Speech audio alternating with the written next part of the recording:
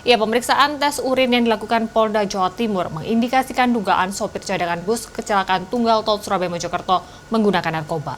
Sementara dari ruang perawatannya di Rumah Sakit Citra Medika, sopir meminta maaf pada para keluarga korban atas kelalaiannya dalam mengemudi. Penyelidikan kasus kecelakaan tunggal bus PO Ardiansa yang menewaskan 14 orang warga Benowo, Surabaya terus dilakukan polisi.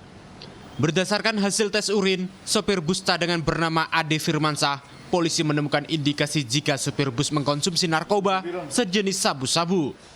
Temuan ini pun tengah dilakukan pemeriksaan lanjutan, yaitu tes darah oleh tim Lab 4 Polda Jawa Timur. Polisi juga mendapat fakta jika sopir cadangan ini diketahui tidak memiliki surat izin mengemudi atau SIM. Karena itu, polisi meragukan status Ade Firmansyah sebagai sopir cadangan atau sebenarnya kernet. Namun demikian, polisi belum menetapkan tersangka dalam kasus kecelakaan yang menewaskan 14 orang penumpang ini.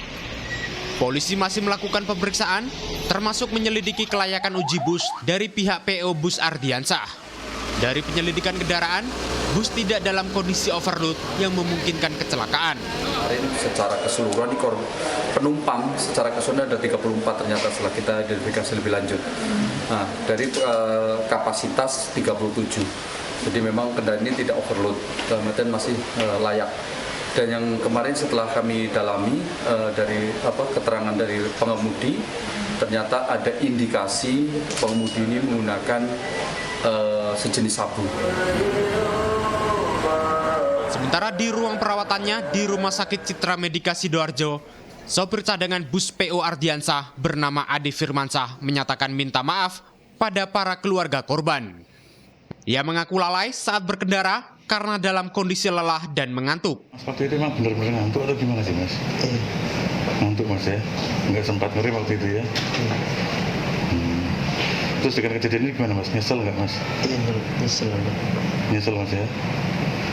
Terutama untuk korban, untuk keluarganya saya minta mohon yang sebesar-besarnya.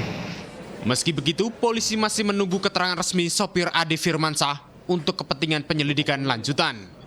Tim Liputan.